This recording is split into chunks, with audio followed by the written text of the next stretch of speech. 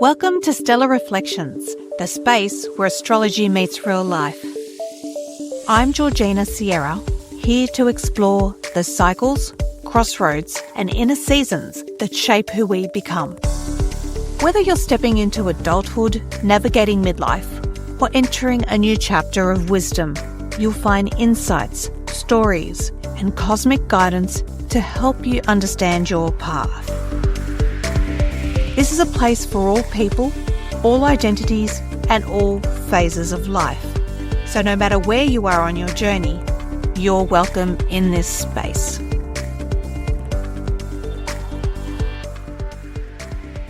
Welcome to another episode of Stellar Reflections. I'm Georgina and I'm so glad you're here today. Today, the goddess of the day is Ceres. I want to talk about how her mythology, her symbolism in astrology, how as astrologers we can use her in looking at our charts and our clients' charts, how she shows up for us as individuals, and how we can use Ceres as a parent. She's really important. But first, I want to talk about the mythology of Ceres. The story goes that she is the goddess of harvest and nurturance. She's known in ancient Rome as Ceres, but in ancient Greece as Demeter, Dimitra. And she has her daughter Persephone. Now, Persephone is always tied to this story with her mother. And I like focusing on Persephone, but I don't want to in this episode. I will do it as a follow-up because she's really overlooked. And in astrology, she is quite important. But let's focus on the mother today. So Ceres roams the earth and she is the goddess of harvest. Everything is bountiful. Everything is in bloom. There's food all the time. And they roam about the earth, la-da-da-da-da-dee-dee. One day, Hades is like, I like her. I like Persephone. I'm going to go and grab her and take her to the underworld to be my wife. Warning, this is very binary and patriarchal. It's blah. But there's a reason, okay? It comes from there, the symbolism, which we will follow up as we go along. The earth opens. He grabs Persephone against her will. That's how the story goes. But I like to challenge that down the track. Takes her to the underworld. Demeter is at a loss. She is grieving. She has lost her daughter. And she roams the earth, sad, depressed. And the world turns to black, so to speak. The harvests die. There's no food. People are dying. Zeus, the god of the gods on Mount Olympus, who's very narcissistic, is like, why is there people dying and there's no one worshipping me? We've got to look into this. There's no food, nothing. Come here, Demeter. Come here, Dimitra. What's going on? And they discover that her daughter is in the underworld. Despite her teaching her daughter, do not accept any gifts or food from Hades, she does, and ends up being married to the bloke. Now, Demeter goes to the underworld, strikes a deal with her new son-in-law. Persephone's to spend 6 months in the underworld with him, 6 months on the earth with her mother. So whenever Persephone is in the underworld, we experience autumn and winter, and when she's on the earth with her mother, we experience spring and summer. And it was a way for the ancients to understand the cycles of life, loss, and rebirth. With those cycles of rebirth, I'm going to talk about that when we cover Persephone. But with Ceres, we can see her as being the archetype of nurturance. And in astrology, she does show us what we need as nourishment, but at a higher octave. Ceres is the first higher octave of the moon. So the moon shows us, yes, our mother in our chart, but what nourishes us. You know, I've got the moon in the 9th house. So travel for me, oh my God, it rejuvenates my soul. I have to travel. Even if I don't travel, I just want to know that the borders are open. So you can imagine when COVID happened, mind you, I was heavily pregnant with my second child. Didn't really mind because I was pregnant. It's not like I was going to go anywhere.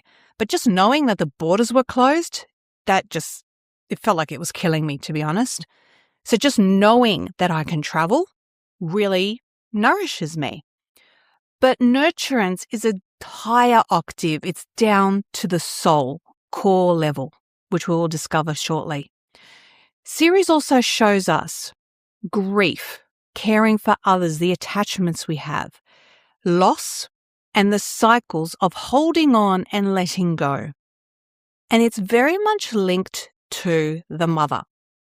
Now, this is more for those who are astrology savvy or have an interest in astrology or understand it more, but I'll try to make it not technical.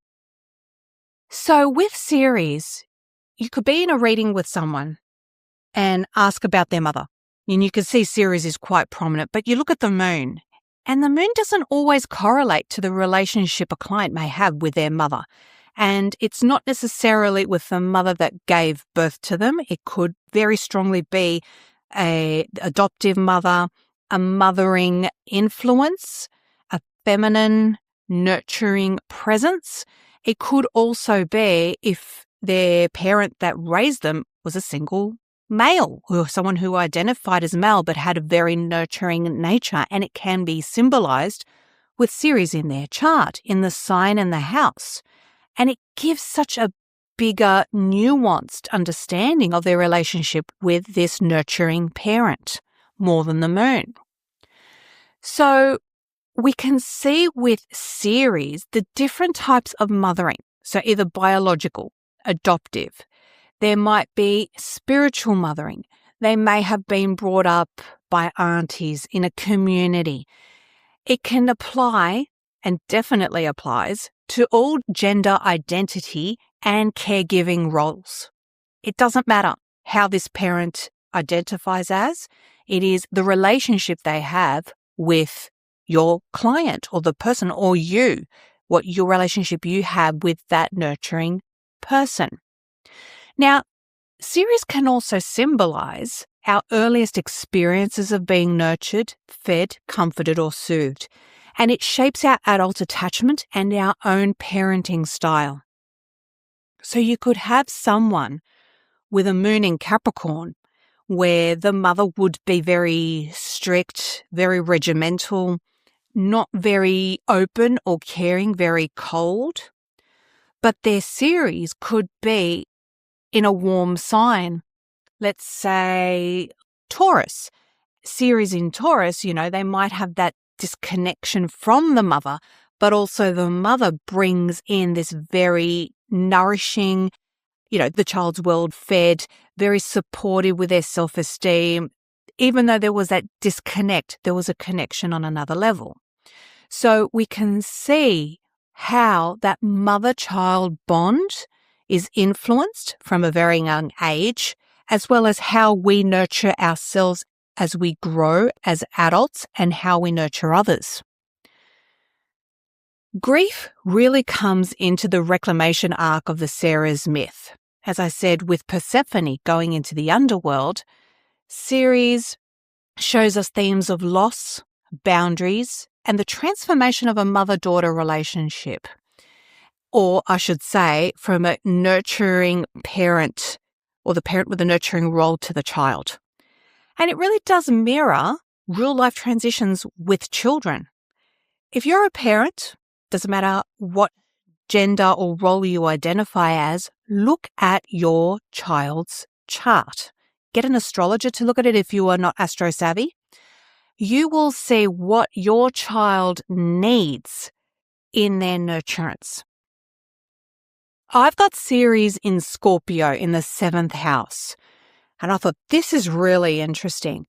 And I found that my nurturance comes from communications with other people. It's in a different way, completely different way, and it's in Scorpio. So for me, talking about anything really nurtures me. And with my own mother, I could talk to her about anything.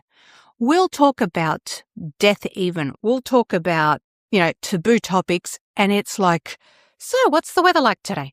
It's nothing. It's very comforting for me, actually, to be able to talk about these things. Others, not so much. My children both have Ceres in the 12th house. And I'm like, well, that's just typical. having a woo-woo mama, but they have it in different signs. So my son has it in Leo, so he's very creative. He needs support from me and my partner to support him in his creative roles. And even though my husband's like, oh, don't tell him about that stuff, he doesn't understand. I'm like, you don't understand. Kids know more than you think. But that's a side note. I'm 100% supportive of any creative role. And as I've said, my kid wanted to do sport. And I'm like, no way, you're an artist. So when he said, I want to do art classes or I want to go to the school band, yep, absolutely, 100% supportive. My daughter, however, has Ceres in Pisces. So it's a more of a spiritual connection. The other day, just as we were getting ready for school, we were pretty much ready to go. And I was just having my breakfast. Next thing I know, she rocks up with a card deck that I gave her, an astrology one as well. And the fact that I sat there with half a mouthful of cereal in my mouth going, oh, pull out that card. She loved it. You could feel her energy jump another energy level. So see where your child's Ceres, what sign it is in, and what house it is in. That will give you the core indication of what your child needs from you to be nurtured on a soul level. And it is really important. It really does make a difference. A lot of people don't need an astrologer to tell them this. They could pick it up. They're actually quite intuitive themselves and do a fantastic job of identifying this. And it is mirrored in a client's chart, which is absolutely amazing. Now, with Ceres, there is a key thing that, you can also have a caregiving role. By knowing what your Ceres requires, it can show you what the emotional toll of caregiving in this day and age is for you. In that, how do you care for others? How much can you care for others? Now, a lot of people in midlife are what we call, when they hit midlife, a sandwich generation, where you have kids dependent on you or fur babies, and you also have elderly parents dependent on you as well. And if you're caring for both people on either side of you in the spectrum of age ranges, you can experience burnout. There's an invisible mental load that comes with coordinating and everything for these people and making sure medications are taken, kids are getting ready for school, people are showing up at different appointments. All that organizational load, the mental calculations that go on in one's head can lead to identity loss and the pressure to be everything: the carer, the mother, the wife, the daughter, the cousin, sister, whatever, all these roles that you could be taking on. And this is in the masculine and the non-binary forms. Apologies, they are very binary. The pressure to be everything to everyone around you is insurmountable. The human brain can only handle one human body at a time, and that's yours first. And Ceres in our astrological chart can validate these experiences and can show us where your Ceres is placed. What do you need to take care of yourself? Put that oxygen mask on yourself first before you take care of others. You will know that you're contributing way too much to others when you start feeling angry and dreading these roles in helping others. Look for help. You don't have to do everything yourself. Now, in our mothering and caregiving, I kept talking about the house and the sign. If you know what sign your Ceres is, it can show you, again, how you were mothered, how you needed to be mothered and nurtured, and what would happen if you weren't nurtured in the way that you were supposed to. So if there were any imbalances, what could come about from that? So for me, being in Scorpio, not being able to understand taboo topics, being able to talk about everything, it's like, why are people hiding? This lack of knowledge brings this ignorance and this disconnection to another realm that isn't right for me. That's an example, that is. Your Ceres house placement can indicate the urge for caring, how you care for others, the need for your self-love, and potential vocations, which is really cool. And with Ceres, she's got these higher objectives. She's asking us to feed and nurture ourselves through discovering a deep sense of love felt early in life. If you examine it really deeply and see if there's been any distorted, withheld, or conditional love received, you will see potential damage that has been caused there. And understanding why there were these conditions put in place, understanding why they came in, how the nurturing parent was nurtured themselves, and rather passing that on, sort of nurturing your inner child. So you don't pass that on down the lines. You know how you have like generational trauma or astrological DNA themes that can be passed down within families. And families aren't just those born through blood, I should say. Families can be through friends, through the community. It's your same soul group. You all come in with the same agreements there. Now, if you're lucky to be loved unconditionally, amazing. You will have a healthy expression from a young age, and that will be passed on. If not, the conditional love that we receive will colour the lens we see our Ceres through as an adult. So maybe you weren't hugged as a child and you were given something like toys to compensate for that love, and you grow up and see that you have to buy things for others to feel that you're nurturing them, when really at the end of the day, all you need is a hug. It's that type of colouring. With Ceres, we need to honour the feelings we're experiencing when we're working with her, when we're understanding these wounds, so the healing can begin to transform. And Ceres has an amazing gift because she shows us we're caring for ourselves and others. The gift can be quite powerful and very Chiron-like. So we see where this gift, how we can give it to others. When we give it to others, we heal ourselves. Let's say someone has, for example, Ceres in Gemini. If you have Ceres in Gemini, you might show your affection through storytelling and talking things through and asking questions and, encouraging others to be independent and thinking independently. You're not going to be someone that's going to be all touchy-feely and all that. If you understand your parents' Ceres, you'll understand, that's how they gave love. You know when they say your love language? And understanding where someone's moon is how they give affection, what their love language is. Ceres, as I said, is that higher octave, and understanding that even more. So you could have your nurturing parent have Ceres in Gemini, let's say, and they talk your head off about things and help you overanalyze things, because that's how people like with the moon in Gemini or Ceres in Gemini process their emotions and feel that comfort, rather than thinking, oh my gosh, they've run off with a talking stick again. Think, oh, hang on. This is how they receive love. This is how they feel nurtured. Okay, group my energy here so I can have my ear talked off, because you might actually discover some things. They will feel better about themselves, and you will actually feel and see and hear things more than see things from them. That brings that nurturance on a soul level. So Ceres shows us these wounds and the way we can heal these wounds. So she shows us these healing pathways. She also shows us how we can nurture the nurturers, ways to refill our cup, reclaim our identity, and find village support as well. This way, if we know the Ceres archetype in each person's chart, we can understand how we can support each other.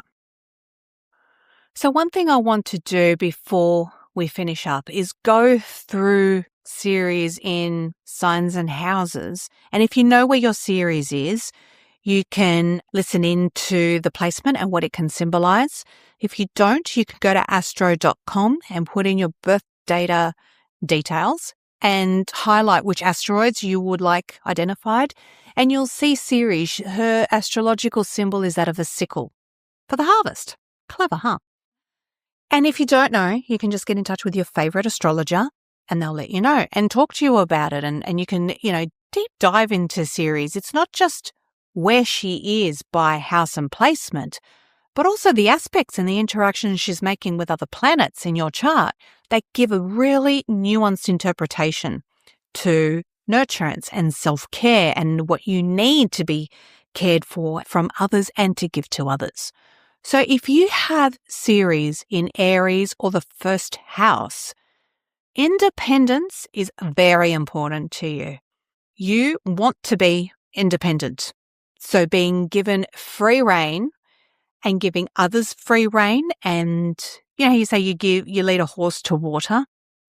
To teach others how to be independent is really important for you. And you love it. You feel it. Like you teach them something and then you see them fly and you're like, oh, I'm a legend. That is your soul nurturance. And you feel loved when you see that sufficiency from other people. If you had imbalance in this nurturance as growing up, you were either forced into independence too early or, a child was forced into being independent before they were ready. And that could be an imbalance there.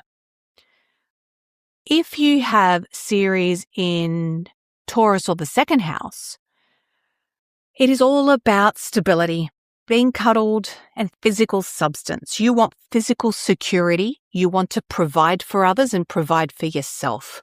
And pampering yourself, going for a massage, going for a shopping spree. That is how you indulge. Just be careful there. Don't overdo it. There's one thing that they say in marriage, they buy things and everything's on special. So my husband will come home with something and he goes, it was on special. I do the same. It wasn't. Well, just don't overdo it and blame on Ceres being in Taurus if you do that. I'm just saying. Okay. If there's any imbalance in that, so you can't provide yourself for others, you might be like, oh, I don't have enough, and you start hoarding. There might be an obsessive attachment to what you love, and it could create a struggle for independence. I remember a friend of mine telling me, material obsessions can be your jailer. It can be, because imagine, whenever you move house, you're like, why do I have all this crap? And then you think, oh, but what if I need it one day, which is a very silent generation infestation of security coming down the generations, and naturally so from being from war babies, but you don't need all that stuff. You really don't need all that stuff to feel nurtured. If you have Ceres in Gemini or the third house, it's about being educated, talked to, and listened to. And by talk to, I mean, people don't just talk at you. You're actually involved in conversations that teach you things that are substantial, hopefully listening to a podcast like this one. You give nurturance by communicating knowledge and ideas and being exposed to stimuli and creating networks that link friends and associates. And you'll feel loved by teaching something. You could teach someone how to peel a carrot and that'll do it for you. Very simple, but yeah, teaching people and feeling intellectually competent.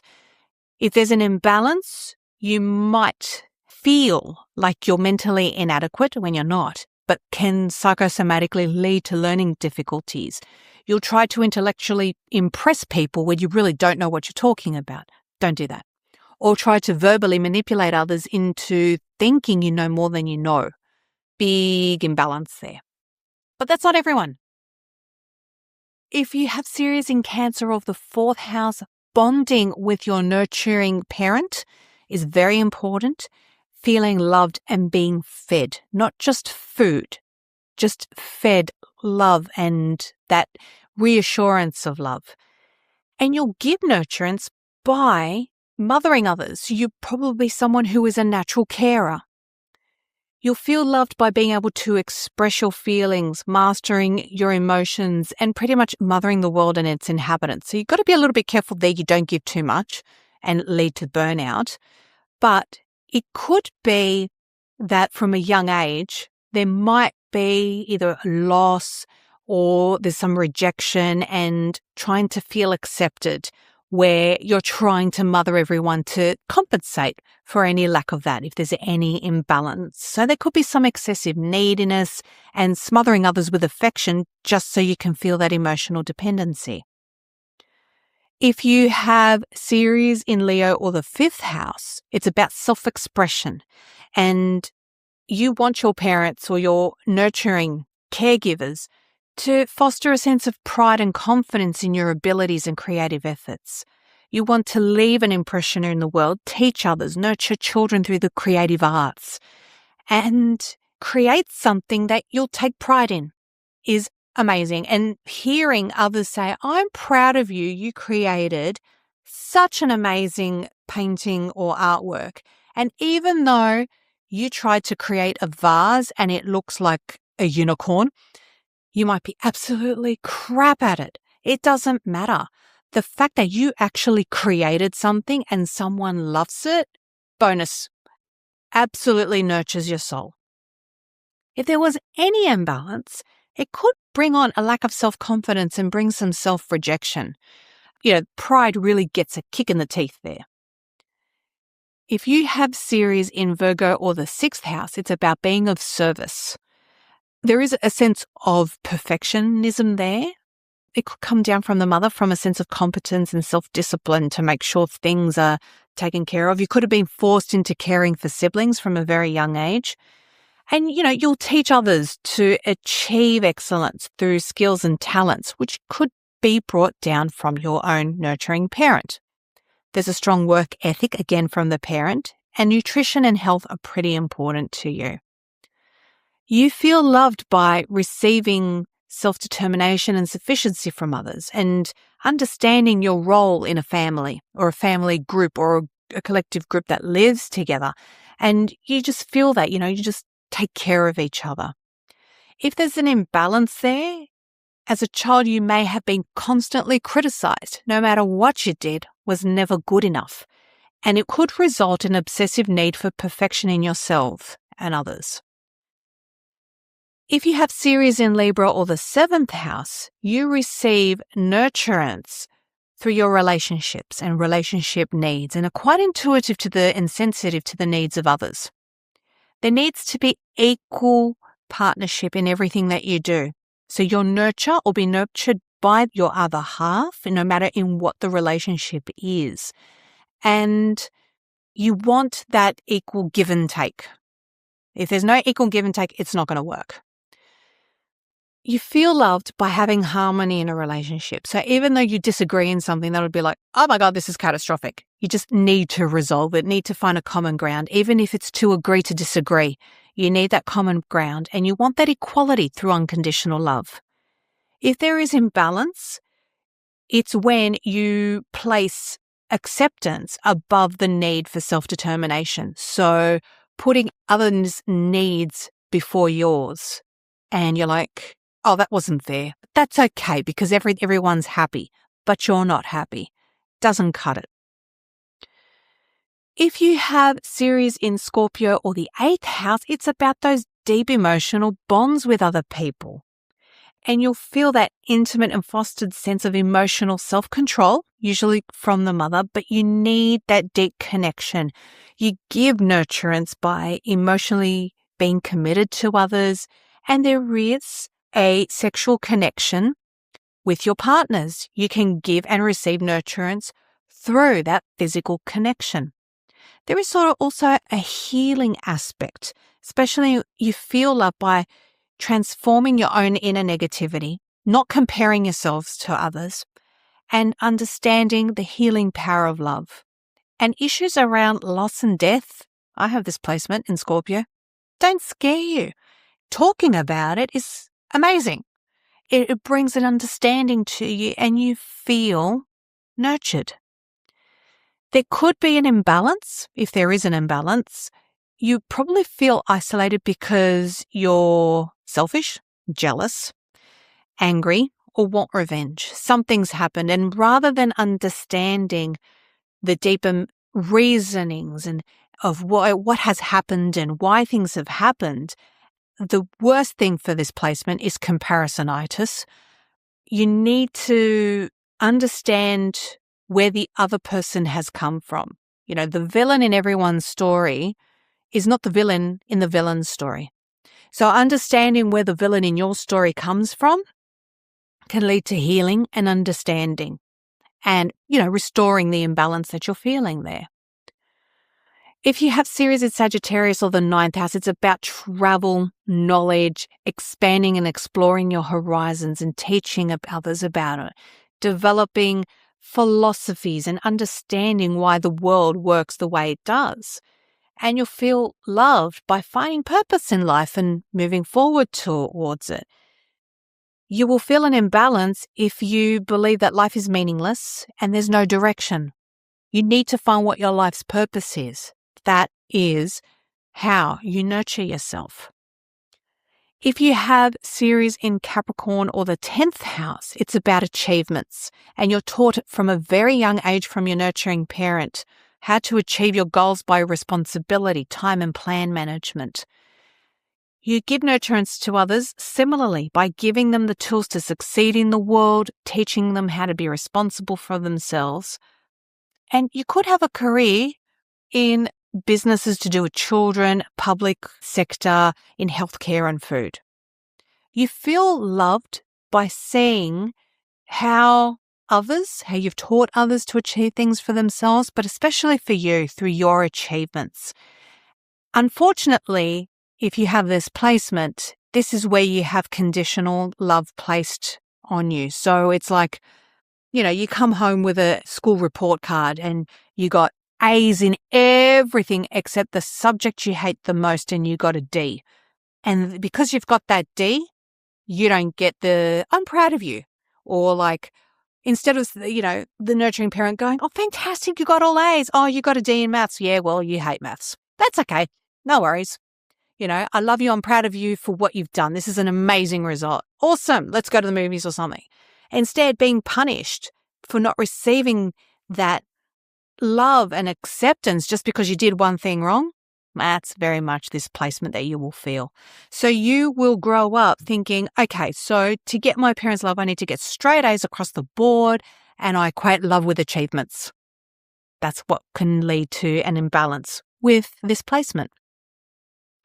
If you have Ceres in Aquarius or the 11th house, it's all about your individuality and self-determination. And you'll feel this from your mum, and having that independence, but as a collective, like with extended families, mothers groups even as you're older. You give nurturance by teaching others to accept themselves as they are, giving birth to humanitarian visions and ideals. And you will feel loved through your friendships and following your own unique path. And it will probably be different to anything anyone else has ever done in your family. You will feel the imbalance if you were not given limits or guidelines growing up. Taught to follow the rules, being a rebel without a cause. You will have a need to gain that inner control and self-discipline to handle the responsibility of freedom. Freedom comes at a price, and not being taught that at a young age can lead to that imbalance. And finally, if you have Ceres in Pisces or the 12th house, you receive nurturance through compassion and understanding that you're united to everyone with a reality beyond yourself. You're part of the universe and we're all connected.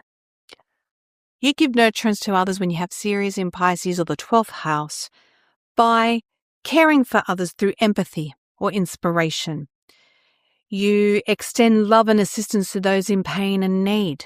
My daughter has this placement, and the other day, I got a splinter in my foot. Oh, it was painful. My husband got it out.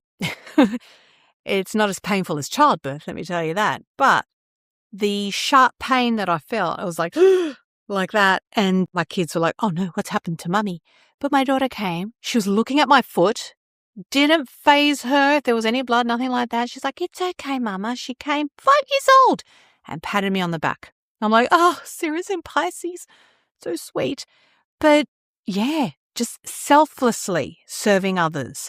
You feel loved if you have this placement when you understand the karmic themes related to parenthood and having empathy for others and the nurturance that comes through the universe and by being connected to a higher reality through unconditional love. Now, if as a child you didn't receive the proper reassurance and emotional support, it could lead to feelings of helplessness and powerlessness, so a bit of a victim-martyr thing going on. So that's briefly what a Ceres placement in sign and house can represent for you. Of course, if you want to understand more how it plays out in your chart, please consult your favorite astrologer. So we do need, either we're caring for others, especially when we're caring for others, and those who cared for us, the roles flip in our lives. They care for us up to a certain point and then we care for them, our parents as they get older or our nurturing caregivers.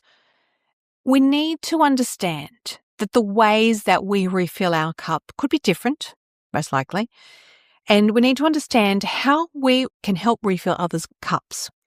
Now, if your cup is not filled, you can feel burnt out. You don't want to care for anyone.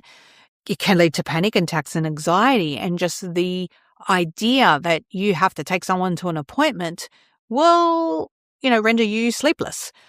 And that means that your cup's not filled. You've lost your identity.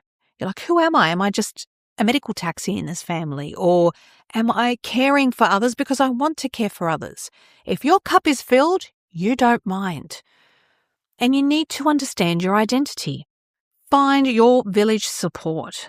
There is support out there. It could be family, friends. It could be neighbors. It could be government support. There is help out there. So if you're finding that your caregiving role is too much for you, you need to look for help. And I am going to say it, not everyone is a carer. It is a hard role. Not everyone can do it, and do it in the right way, that is. Sometimes also, if you are an excellent caregiver, you have to remember that the person that you're giving care to might not be receptive. Again, can you lead the horse to water? You can, but you can't make them drink. And you need to understand how far your caring role can go, how much you can give, but also how much you need to give yourself as well. A lot of food for thought there. So as a result, we do need to honour the Ceres archetype in each person's chart, in our charts especially, and in others that we're caring for. You might be caring for someone, but if you don't know where their Ceres is, you might be giving them the wrong caring that they need. They might have, again, Ceres in Gemini. They don't want you to take them out for lunch if they have Ceres in Gemini. They want to have a good chin wag. They want to run off with a talking stick. That's caring for them. So it gives you a good indication. So like Chiron, the wounded healer, Ceres does come in with a wound in our lives. But she heals by a profound sense of love, acceptance, and compassion. And once healing occurs within, powerful healing is transferred to others. The amazing astrologer Stephen Forrest, he says there's a rite of passage that must be navigated with Ceres, because when you go through a Ceres transformation, you cleanse your soul. I love Stephen Forrest, he's amazing. Food for thought, mic drop, see you later. I hope you enjoyed this episode and it resonated with you. If it did, like, subscribe, place a comment in the comments below, send me a message if there's anything you would like me to talk more about. And having said that, I'm also opening this podcast to pitches. If you want to appear on my podcast, I'd love to have a conversation with you. You can go to my website, www.georginasierra.com, and go to Stellar Reflections Podcast, and there's a little link under there that says be a guest on Stellar Reflections, and send your details through, what you'd like to talk about. If there's any research on cycles, on midlife, and you don't have to be an astrologer to appear on this podcast. I am interested to hear from medical practitioners, natural therapies, practitioners of any sort. If you've been doing research in the field, How can we line all these fields up to have a collective understanding? Again, very Ceres in Pisces. Thank you for your time, and I hope to see you next time. Bye. Thank you for spending this time exploring the cosmos within and around us.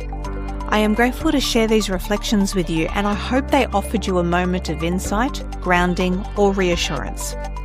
A special thank you to my producer, Jen Brown of JJ Boots Productions, for her care and support behind the scenes. Intro and outro music, Pulse Width by Tony Vodnik, licensed via Pixabay. If this episode resonated, feel free to share it with someone who may need it. You can find more of my work on my website, Instagram, or Substack, where I offer astrology for every stage of life. Until next time, may your path be clear and your inner light steady.